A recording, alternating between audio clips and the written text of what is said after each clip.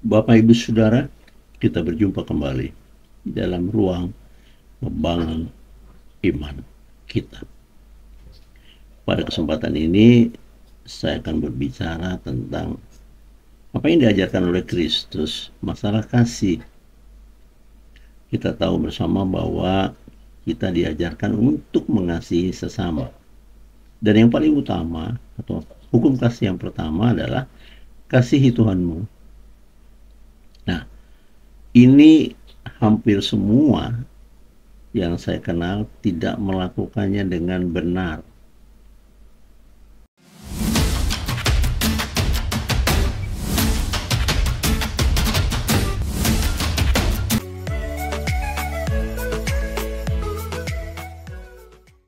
Ada kebanyakan kita mengasihi hal-hal yang bersifat duniawi. Hartanya dikasihi, disayang, dipelihara, mobilnya, ya, rumahnya di mana-mana, dan semua harta yang berbau dunia itu dikasihi, disayangi, dipelihara, dilindungi. Nah, sekarang apa yang dikatakan oleh Yesus, kasihilah Tuhan Allahmu. Kesana kita soroti pada video ini. Kan hampir semua gugur tidak melakukan ini. Kenapa? Tidak tahu caranya juga gimana mengasihi Tuhan. Mereka mengira kalau pergi ke gereja Saban Minggu 1 tahun 52 kali, 10 tahun 520 kali ke gereja sudah cukup. Enggak, nah buktinya hidup kalian nggak berubah itu. Yang pemarah ya marah terus dalam keluarganya, yang mau ngatur anaknya nggak bisa diatur dalam rumah tangganya, yang mau cari pekerjaan nggak juga diberi oleh Tuhan, yang sakit didoakan dan berdoa sendiri nggak juga sembuh-sembuh. Ini karena hubungan dengan Tuhan tidak baik. Kita tahu dari sejak kecil bahwa Tuhan itu Maha Kuasa, Maha Bisa, Maha Kasih, Maha Sayang, Maha Penyembuh. Bahkan akhirnya kita dikatakan, sembuhkan yang sakit, bangkitkan yang mati, tahirkan yang kusta, usir semua setan demi nama Aku, dan jadikan bangsa-bangsa di dunia menjadi murid-muridku. Nah, ini tugas utama Yesus diserahkan kepada kita ketika Yesus pulang ke surga. Kan gitu. Kembali lagi kepada topik dari video ini. Kasihi Tuhanmu. Nah, pertanyaan besarnya dari saya untuk kita semua, sudahkah kita mengasihi Tuhan? Benarkah kita sayang kepada Tuhan? Saudara ingat, kendati pun saudara belum bertobat sampai dengan hari ini, Anda sudah diberkati, punya keturunan, punya kerjaan, walaupun penghasilannya masih sebatas UMR. Tapi itu kan bentuk dari kasih. Karena iblis tidak akan mengasihi saudara. Iblis akan merusak tatanan hidupmu, rumah tanggamu, hubungan-hubunganmu di luar, semua itu akan dirusak. Iblis pekerjaannya adalah merusak jiwa sampai menjadi gila, itu diperbuat. Dan ujung-ujungnya dosa semua yang dilakukannya bermuara kepada maut atau kematian. Itu iblis. Saudara yang terkasih, coba kita kembali lagi. Apa yang dikatakan di dalam Yohanes 14 ayat 21, demikian tertulis, barang siapa memegang perintahku, ini kata Yesus, hati-hati membaca, harus ngerti ya, siapa itu yang berbicara atau berfirman, ya ini perjanjian baru. Sekali lagi Yohanes 14 ayat 21, demikian bunyinya, demikian tertulis, barang siapa memegang perintahku, sampai di situ berhenti dulu. Kata memegang dan kata barang siapa, terutama barang siapa adalah ejaan lama, pengertian zaman dahulu. Barang siapa diterjemahkan dengan sekarang pengertian yang lebih taktis, seseorang, siapapun. Itu dia barang, bukan barang yang ada di depan biji mata kita. Bukan, seseorang, maksudnya pribadi-pribadi yang memegang perintahku. Kata memegang, perintah kok bisa dipegang, nanti jadi banyol ini. Yang bisa dipegang kan yang di hadapan kita benda-benda dunia yang bisa disentuh. Ini kok perintah dipegang. Nah, ini udah repot kalau ini nggak dimengerti. Jadi seseorang yang tunduk terhadap perintahku, saya ganti memegang menjadi tunduk. Yang melakukan perintahku, nah itu memegang. Seperti itu ya. Dan melakukannya, nah kembali sudah ditegaskan ya. Dan melakukan perintah-perintah tadi. Perintah itu yang diajarkan Yesus kepada kita dari sejak kita kecil. Ya, dari sekolah minggu kita sudah dilatih orang tua kita, tapi ya itu faktanya sampai tua beranak pinak, sampai ada yang hampir mati pun tidak bisa berdoa, tidak bisa berkomunikasi dengan Tuhan. Di mana salahnya ini? Kan Tuhan tidak tuli, nggak torek, ya. Tidak perlu Tuhan mencari dokter THT. Ingat, Tuhan itu roh. Sekali lagi saya ingatkan, kita berbicara kepada roh, nggak bisa pakai otak, Bapak Ibu Saudara. Kita bicara kepada roh harus melalui doa di dalam roh. Kan begitu? Saya lanjut ayat ini. Ya, dialah yang mengasihi aku. Kenapa saya berhenti-berhenti setiap kata? Karena setiap kata mengusung arti dan pemahamannya tersendiri yang nanti akan dirangkai menjadi sebuah pemahaman secara global dari ayat ini ya. Dialah yang mengasihi aku. Nah, kembali kita track ke belakang. Siapa yang mengasihi Yesus? Nah, itu dia. Ini topik. Dialah yang mengasihi aku. Siapa? Yang dia percaya kepadanya sehingga firman itu ada di dalam jiwanya dan bahkan melakukannya. Pada bagian lain, Yesus minta lakukan firman atau perintah Allah itu. Jadi apa kita? Itu yang disebut sehari-hari di gereja dan teman-teman yang beriman bahwa kita harus jadi pelaku firman, bukan pelaku kejahatan. Ya, banyak sekarang di tengah-tengah kehidupan ini hilir mudik, seliwer berita di TV itu juga bikin semuanya opini-opini perdebatan yang nggak jelas, nggak perlu menjadi ribut, bangsa bisa terbelah-belah ini. Ya, jadi dialah yang mengasihi aku.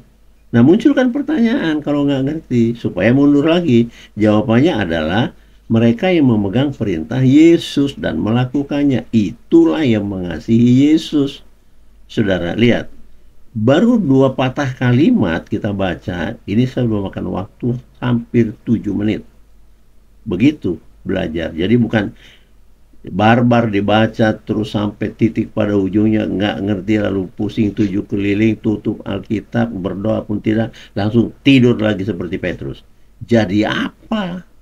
Ini menyenangkan hatinya iblis kalau begini. Anda tidak akan menjadi pemenang. No. Anda kalah terus.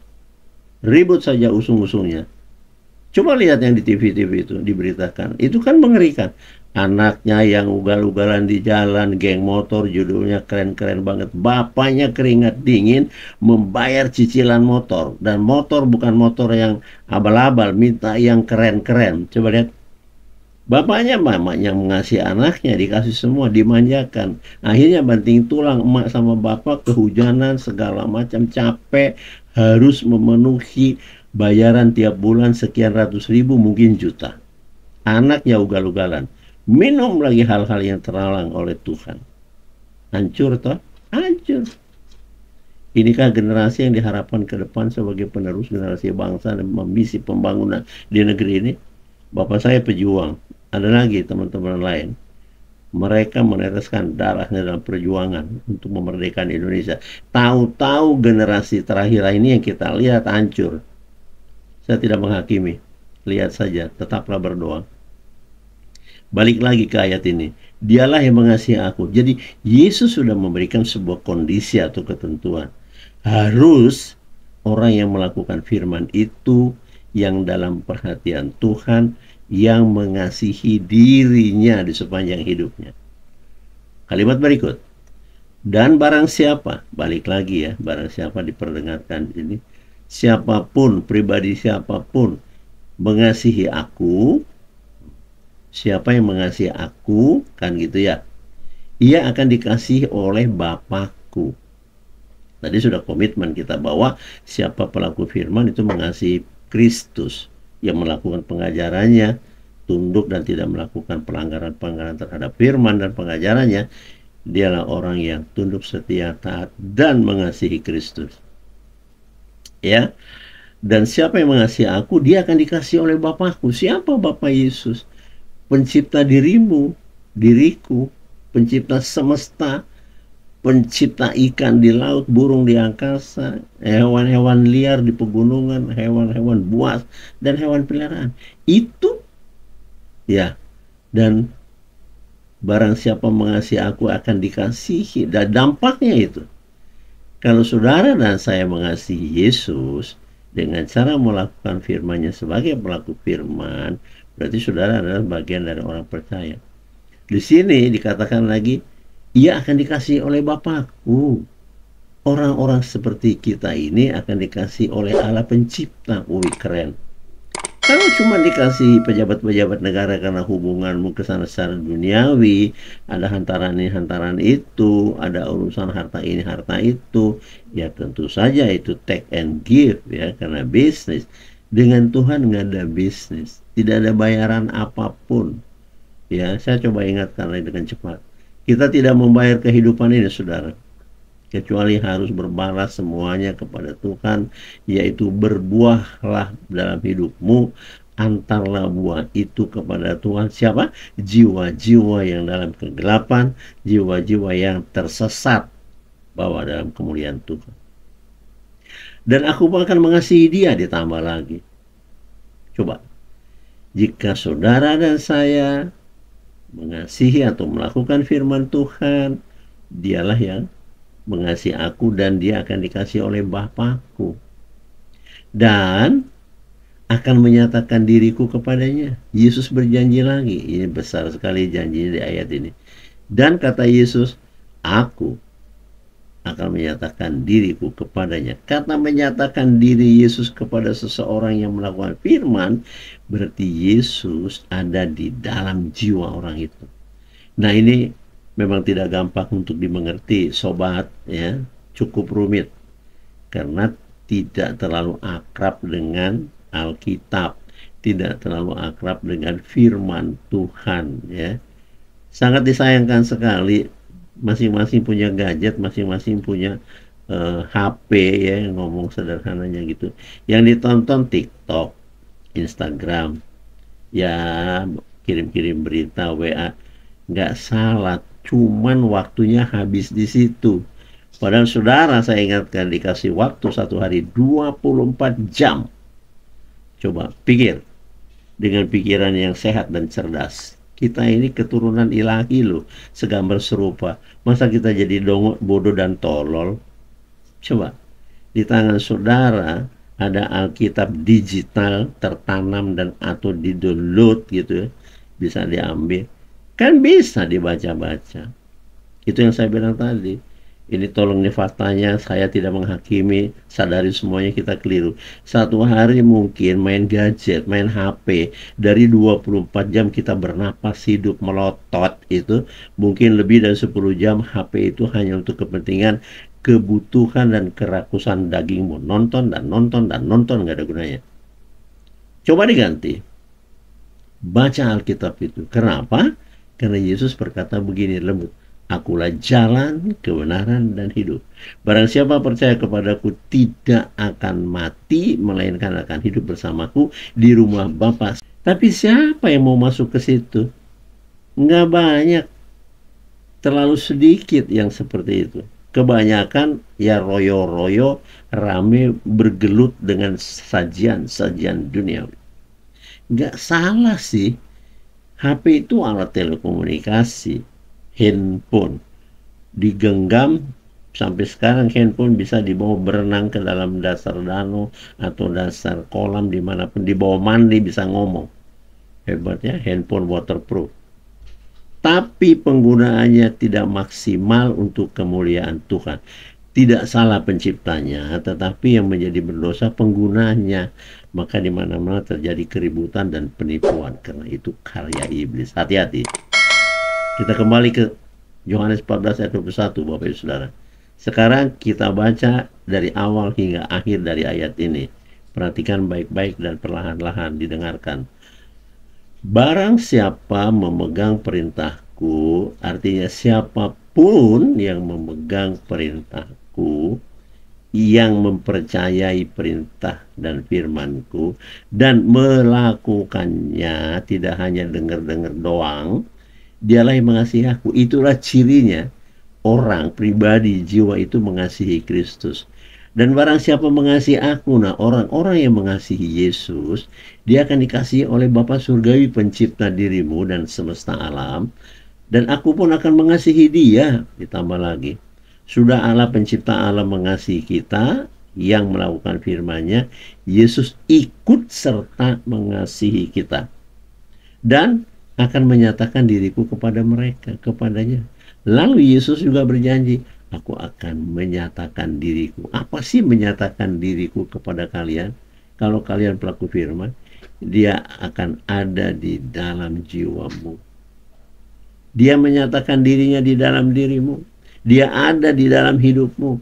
Dia ada di dalam hatimu. Dia ada di dalam jiwamu. Orang yang demikian bisa bernubuat. Karena yang ngomong melalui mulutnya tentang apa yang akan terjadi besok lusa, tentang seseorang kah itu, community kah itu, bangsa kah itu Yesus sedang bicara melalui mulut kalian.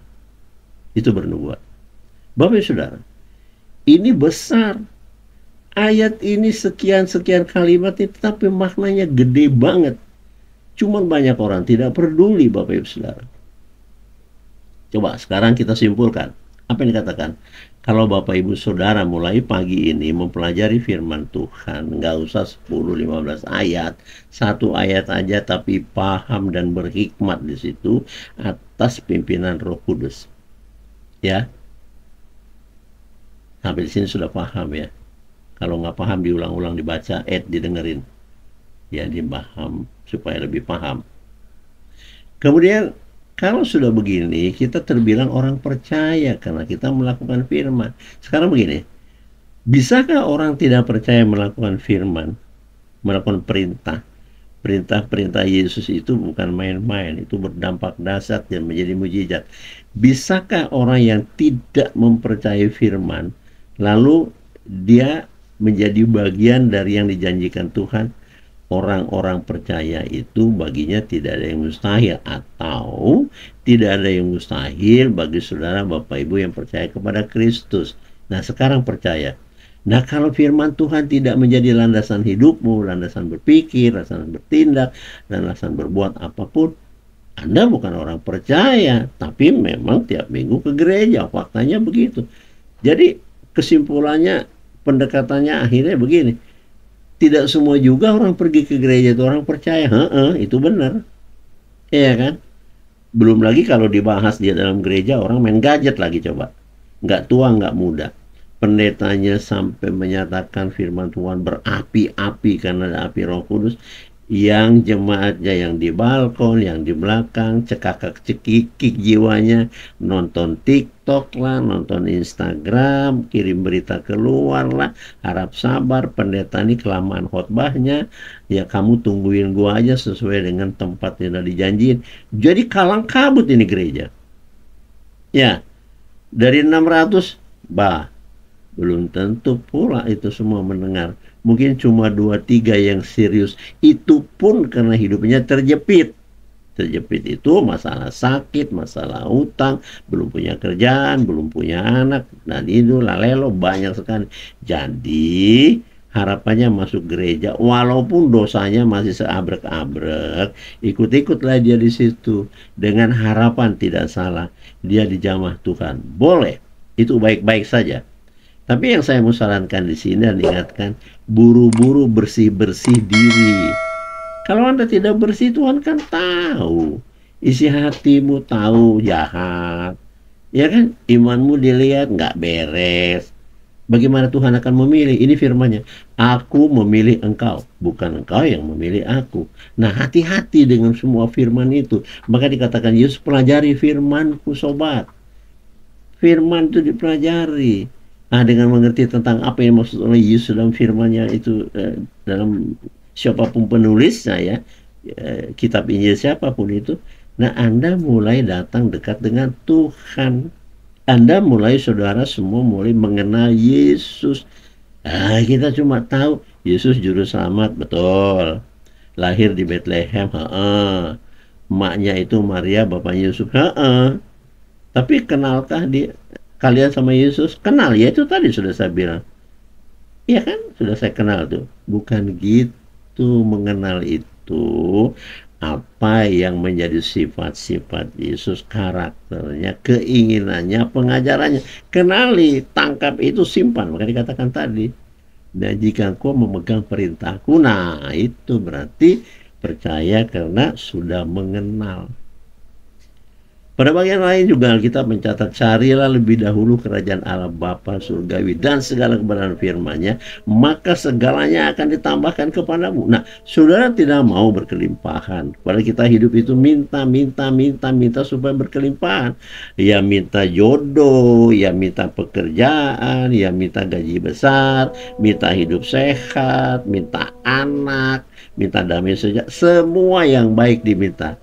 Persoalannya yang miris dan mengerikan, kita tidak atau belum siap sebenarnya untuk meminta. Artinya boleh dikatakan belum layak, kita masih cemot sana cemot sini, perbuatan kata-kata kita juga barbar, nggak karu-karuan. Padahal kita ini ciptaan Tuhan, sudah dikatakan itu bahwa kita sebaiknya menciptakan manusia segambar serupa dengan kita. Nah kita nih Bapak Ibu Saudara yang sedang menonton, saudara itu mulia di hadapan Tuhan, segambar dengan Allah. Kita segambar, sejiwa dengan Tuhan. Oleh karena itulah, karena Allah pencipta, kita juga punya karakter mencipta. Kita menggantikan kuda, menciptakan mobil, alat transportasi, kan itu mencipta. Kita tidak bisa naik burung sebesar apapun dari satu kota ke kota lain, misalnya diciptakan pesawat terbang. Kita nggak bisa menyelam di laut begitu saja, hilang napas kita mati, diciptakan kapal selam dan seterusnya. Dan kita memang keturunan atau gen ilahi kita bisa mencipta, mengasihi, mengampuni, melindungi, memberi dan memberi dan memberi. Tapi kita nakal, nggak pernah memberi. Bapak Ibu Saudara, kita masih tetap di ayat yang tadi ya, seperti itu. Nah, sekarang akan saya sambung lagi dengan Yohanes 15 ayat 7. Demikian tertulis, jikalau kamu tinggal di dalam aku dan firmanku tinggal di dalam kamu, mintalah apa saja yang kamu kehendaki dan kamu akan menerima. Ini lebih renyah, lebih enak lagi, saudara. Enak sekali janji itu. Tadi ya, sudah dikatakan hal-hal yang harus kita lakukan, kita memegang semua perintah-perintah Kristus dan melakukannya. Nah, di Yohanes 15 ayat 7 dikatakan begini, kalau kamu tinggal di dalam aku, di sana tadi sudah ada tertulis itu, dan firmanku tinggal di dalam kamu, itu yang dikatakannya tadi di ayat sebelum kita baca ini, mintalah apa saja yang kamu kehendaki dan kamu akan menerimanya. Ya sudah barang tentu lah, ini yang kurang dipahami. Kenapa? Karena kita meminta di dalam doa harus berdoa di dalam roh. Tidak bisa saudaraku berdoa dengan akal-akal pikiranmu. Sekalipun kau itu doktor, profesor, insinyur, segala tetek bengek di dunia, nggak ada gunanya. Nggak ada. Tuhan nggak perlu titel-titelan amat. Saudara pernah dengar orang yang tidak sekolah tapi bisa berbahagia dan berkelimpahan hartanya? Iya, karena hidup di dalam Tuhan. Itu contohnya. Jadi jangan rakus, barbar, ambil sana, ambil sini, korupsi sana, korupsi sini. Iya, kita sedang membicarakan fakta ya, berhadapan dengan kehendak Tuhan. Degil akan bermasalah. Ya Bapak Ibu Saudara, jadi kita masuk sekarang Yohanes 15 ayat 7 ya. Jikalau kamu tinggal di dalam aku, masih jikalau itu pilihan.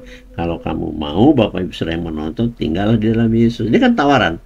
Jikalau kamu tinggal di dalam aku, jikalau ya, dan firmanku juga menjadi landasan hidupmu, berpikir dan bertindak. Firman itu ditinggal di dalam pribadi saudara Bapak Ibu. Lalu diizinkan. Bila sudah demikian, komposisi dirimu terhadap firman Tuhan itu sendiri, firman itu sendiri hidup di dalam jiwamu.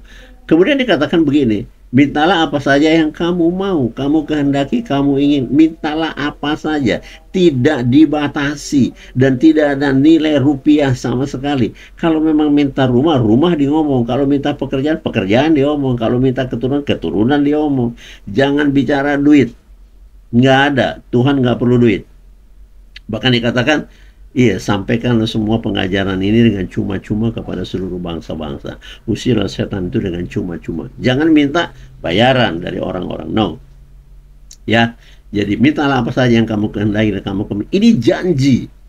Sudah harus percaya. Lah, tapi kalau memang tidak percaya, jadi abal-abal. Firman ini dilewatin aja, dikangkangin aja, bodoh amat. Ada sepihak orang merasa sudah digrinya tinggi, profesor, dokter, insinyur, apa segala macam, hartanya banyak, nggak tahu cara ngambilnya, saya nggak paham. Tapi dia sudah bergelimang harta, duitnya begitu banyak, kekuasaannya begitu luas, karena dia memang pejabat negara misalnya. Jadi kelupaan dia bahwa itu semuanya harusnya adalah barang ataupun titipan Tuhan. Jangan main-main ya. Tapi kalau sudah melangkah dia salah, itu Tuhan akan comot semuanya. Ada firman yang mengatakan begini lagi dalam Alkitab saya temukan. Barang siapa tidak memiliki daripadanya akan kuambil, dilucuti. Barang siapa tidak memiliki. Tetapi saya pakai barang siapa ya, seperti di Alkitab ini. Barang siapa memiliki atau mempunyai kepadanya aku akan berikan berkelimpah-limpahan. Nanti ayat ini akan kita bahas di video berikutnya. Ini agak aneh kata teman-teman. Kok yang tidak memiliki malah dilucuti Pak Bisar? Yang memiliki malah ditambah berkelimpahan. Oke, itu nanti di video besok kita akan bahas. Bapak Ibu Saudara, sampai di sini dulu pembahasan kita. 2 ayat ini saya ingatkan lagi, lihat kitabmu, Yohanes 14 ayat 21 dan Yohanes 15 ayat yang ke-7. Itu menyenangkan sekali. Kita akan hidup berkelimpahan. Karena apa? Terakhir katakan, mintalah apa saja yang kau inginkan, kau mau, dan tanpa batas. Ada banyak orang berdoa takut. Kalau melihat harga rumah 1,7, 2 miliar, padahal dia tidak ada pekerjaannya, mungkin ekstrim ya. Dan ataupun kerja mungkin gajinya UMR 4,7, 4,5, tidak menyentuh 5, gimana bisa beli rumah harga 700 juta, 1,2, kan ini mustahil. Loh, jika kamu percaya tidak ada yang mustahil bagimu. Sampai ketemu pada video berikutnya. Saya Binsar, amit mundur, Tuhan Yesus memberkati. Amin.